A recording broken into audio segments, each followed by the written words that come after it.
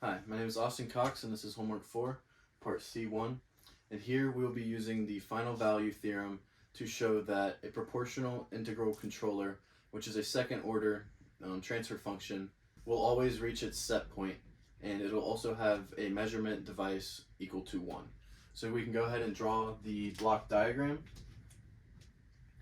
So we will have our GP, which is our transfer function, and it will put out our height, and then we can loop back with our feedback control to our GM, which for this scenario is going to be equal to 1, and then it will return and go back up to our comparator, and then go into our GC, which is our control here, which will be a PI controller, and then it'll return into our transfer function, and we will start with some initial height set point, HSP, and that will be our input for the system. So our GP here for the second order transfer function is going to be equal to K over tau S plus 1 squared, and our GC here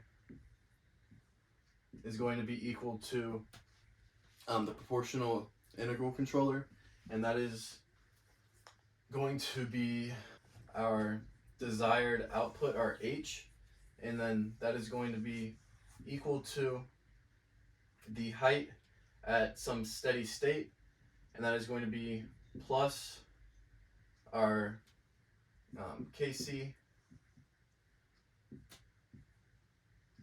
and then it'll be multiplied by our error, which we get from our comparator based on what our height is out of the transfer function, and returning back and seeing how close it is to the set point. So here we'll have our KC times our error epsilon, and that'll be plus 1 over tau I, and tau I here is our reset time for the integral controller, and then we will be integrating from 0 until t, and t here is going to be until the end of our simulation, so if we can pick that as we go forward. And we will be integrating our epsilon with respect to our time constant tau. So we can do some simplifying here using deviation variables. Our height deviation variable is going to be equal to our height output minus our height at some steady state, and it is again denoted using h bar for the steady state. So plugging this in, we get that our deviation variable is going to be equal to our KC times our error plus 1 over tau I, integral from t to 0 of epsilon d tau. So now that we have our control for our GC, now that we have it in terms of our deviation variables, we now want to take the Laplace transform. So doing so, we'll change our h prime into a bigger capital H for the Laplace domain, and that is going to be equal to KC times capital E for our Laplace of our error, and this will be plus 1 over tau I times S, and then again we will be multiplying it by big E for our Laplace of our error, and we're doing 1 over tau I S due to the Laplace transform of an integral being 1 over S. So we can go ahead and close this off. So doing some more simplifying, we can write that our GC, our controller, is going to be equal to KC plus KC over tau IS. And this is our transfer function for the controller. So our GC here multiplied by the error is what will yield us our control signal. And that is what is going into our transfer function, which again here is k over tau s plus 1 squared. Okay, so next we are going to define our expression for our closed loop feedback control transfer function, and that is going to be, we can denote as our GCL, and we can use our shortcut here. It is going to be everything that is in the forward direction, and that'll be divided by 1 plus all of our transfer process functions in the loop. So we will have our GC times GP over 1 plus GC GP GM. Alright, so now that we have our expression for our closed loop transfer process, we can now go ahead and plug in our values for our GC, our GP, as well as our GM. So doing so will give us that our closed loop is going to be equal to Kc times 1 plus S tau I, and then this is going to be all over S tau I. And then for our GP, we can multiply by our K over tau S plus 1 squared. And we'll have this all over 1 plus Kc times 1 plus S tau I. And again, this will be over S tau I, multiplying by our K, tau S plus 1 squared. And then for our GM here, we will be multiplying by 1. So now that we have expressions plugged in for our GC, GP, and GM for our closed loop, we now want to use the final value theorem to prove that our system will always reach its set point. So doing the final value theorem of our closed loop process here, we want to take the limit as s goes to 0, and we will be multiplying s times our GCL, which is our closed loop function here. I'm just writing GCL to save a little bit of space. And then after multiplying by our closed loop, we want to be multiplying by a step change, and the Laplace transform of a step change is going to be A over S. And then we want this to be equal to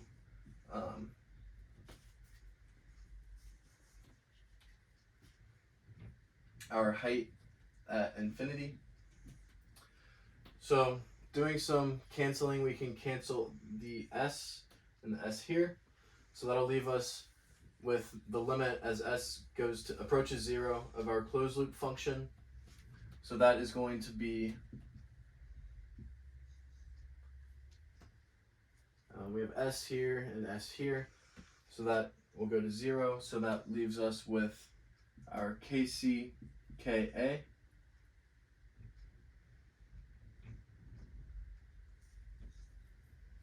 And then that will be multiplying 1 over tau S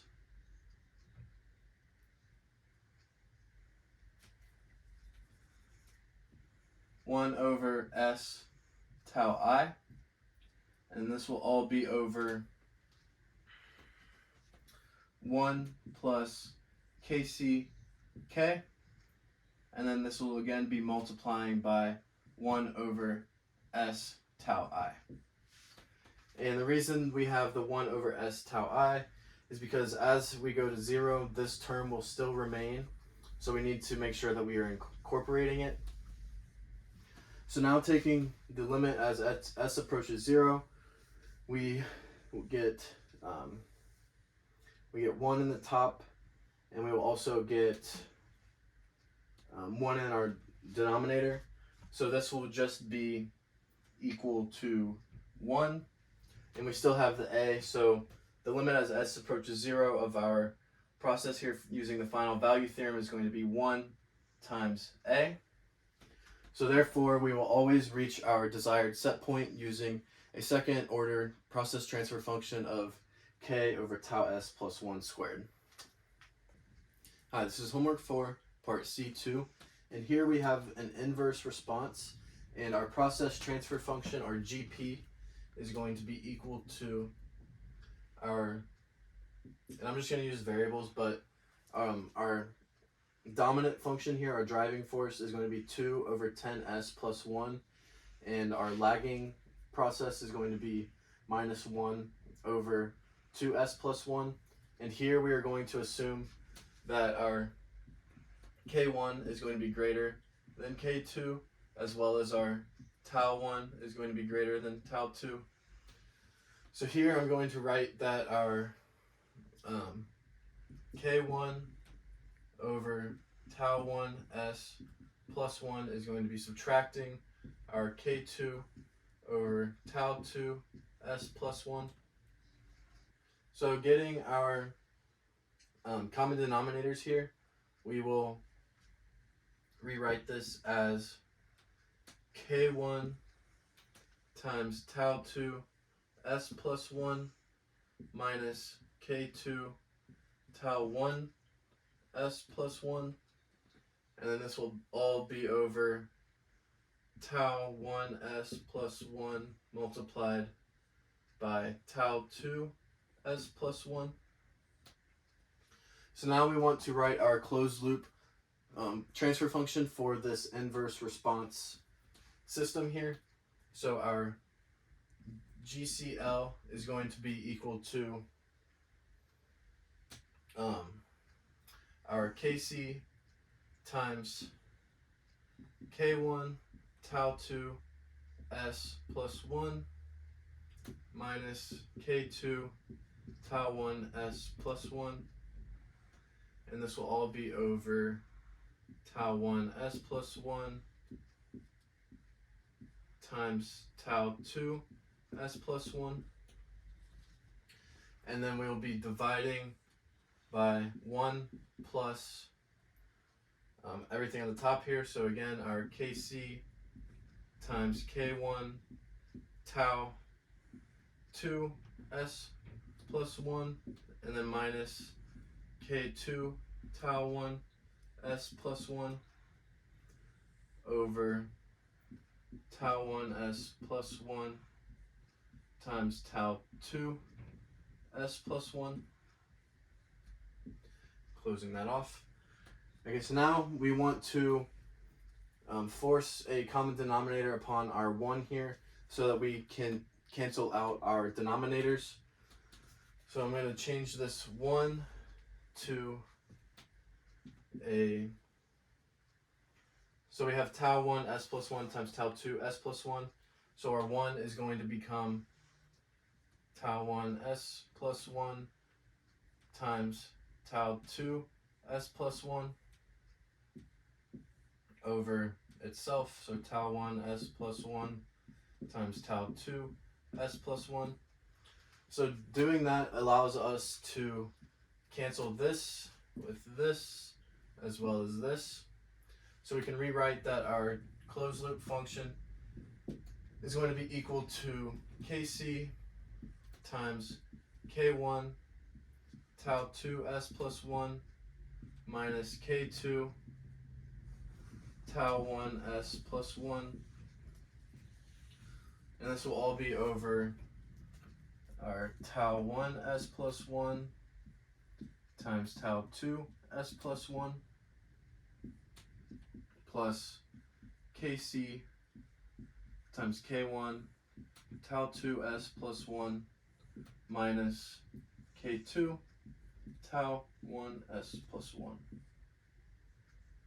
Alright, so now that we have derived our closed loop response for our transfer function here, we now want to set our denominator equal to 0 such that we are able to conduct a Routh-Hurwitz criterion analysis to determine our bounds for our Kc, in which our system will still yield a stable response. So doing so, we can start with we're going to set our denominator equal to 0, and we can do some simplifying. So we will have 0 is equal to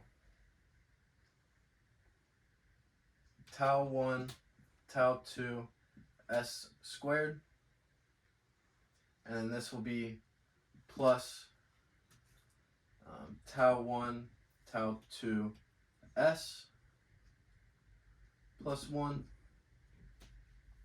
And then moving to our right side here, we will have plus kc k1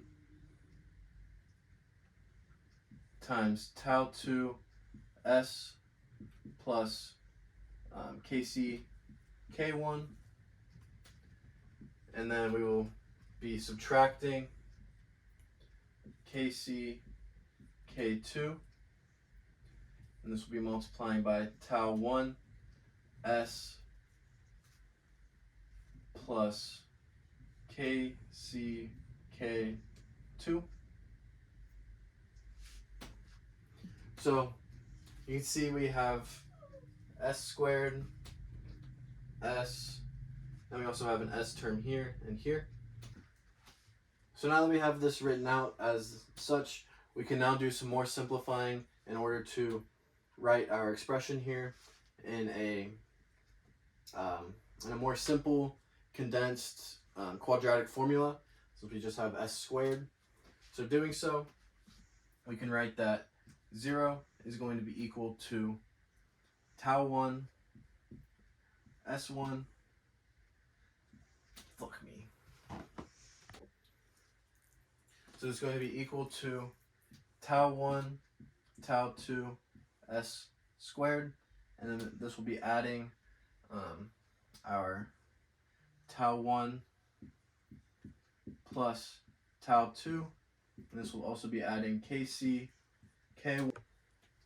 k1 times tau 2, and then we will be subtracting the kc k2 times tau 1, and this is going to be multiplying by s. So then moving over here, we will have plus kc times k1 minus k2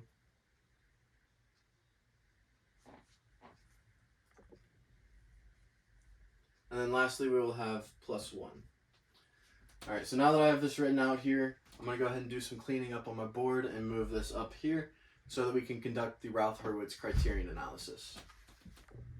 Okay, so I've moved up our expression, which I had simplified for our denominator of our closed loop transfer function.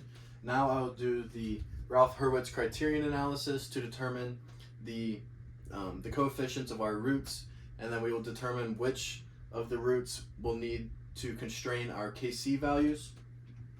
So starting with our Routh-Hurwitz, our a to the n term is going to be tau 1 tau 2. And then our second term here is going to be tau 1 plus tau 2 plus kc k1 tau 2 minus kc k2 tau 1. And then moving up to our a to the n minus 2, we will have kc times k1 minus k2 plus 1. And then for our a to the n minus 3, we will have 0, since we do not have that many coefficients. And then moving into our b1 is going to be equal to just this term here. Since we have a 0 here, the rest will cancel out. So we will be left with kc times k1 minus k2 plus 1. Okay, so now that we have completed our Routh-Hurwitz criterion, we now want to look at our first column here, which are these terms, and we need to determine which expressions will yield us an unstable response. So we know that our tau 1 times tau 2 term is always going to be greater than 0. Just due to tau being our time constant, you cannot have a negative time. So moving into our second term here, we do have our tau again. However, here we have kc k1 times tau 2 minus kc k2 tau 1. And then in our last term, we have kc times k1 minus k2 plus 1. So we will need to determine which, in our k2 term here is 1, which will give us that kc must be greater than -1. And moving into our second term here, we can go ahead and plug in the numbers again and write that kc must be greater than the opposite of tau 1, which is 10, plus tau 2, which is 2. And then this will be over k1, which is 2, times tau 2, 2 minus k2, which is -1. And then tau 1 is going to be 10. So doing some algebra, we get that kc must be greater than -12 over 4 minus 10. So we'll get -6. Okay? So we ended up dividing by a negative. So when we rewrite this, we write that kc, and we flip the sign, so we write kc is less than 2. So now we have our bounds for our kc, and we can write that -1 must be less than kc, which is less than 2. So these are our bounds using the Routh-Hurwitz criterion analysis, in which we will yield a stable response for our inverse response system. And now we will go ahead and move into Google Colaboratory and prove that these bounds are actually true and that they yield the stable response inside. Hi, this is homework 4, part C3, and here we will be using simulations to demonstrate the limits of stability that we had determined in part C2, and we had determined that the minimum value is going to be -1 and the maximum value is going to be 2. So we can go into our code here, and I'm just going to add on to our previous one. So we're going to add part C to here, and then hashtag that in, denoting that this is part C. So here we know that our inverse response transfer function is GP is equal to 2 over 10s plus 1 minus 1 over 2s plus 1. So we can go ahead and type that in here, and that will be GP is going to be equal to 2 over 10 times s plus 1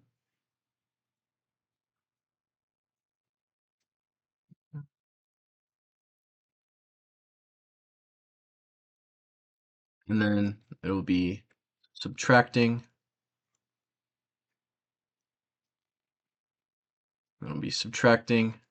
1 over 2 times s plus 1. Close that off. Some parentheses just to close off that denominator.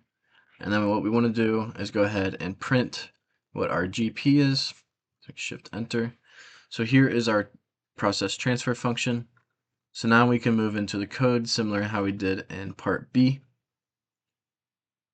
So first we will start with our KC, and here we can start with just the generic term of 1, which we know that is between our range, just so that we are able to visualize what the stable response will look like.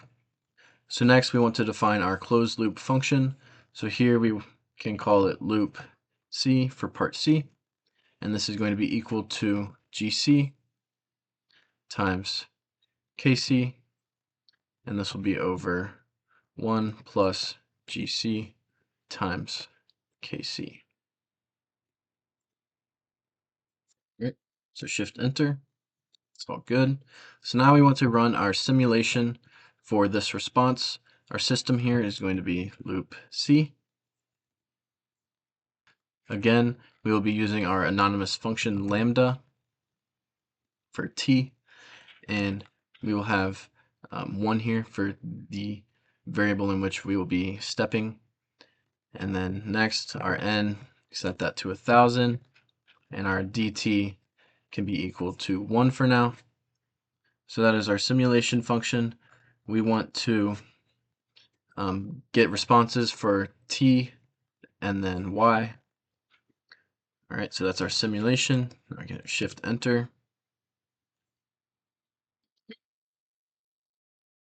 Interpreting that 1 as an integer, shift enter. So I believe my error is in my closed loop function. I had accidentally typed in gc times kc, and this gc should actually be gp.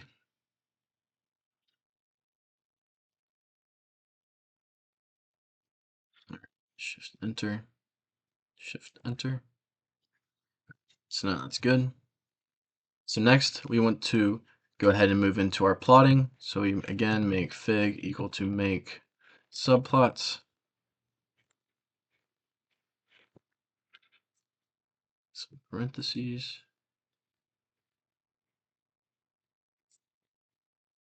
And we can go fig dot add scatter.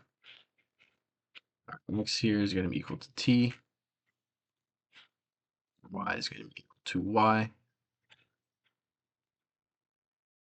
Next, we want the mode for this plot to be lines.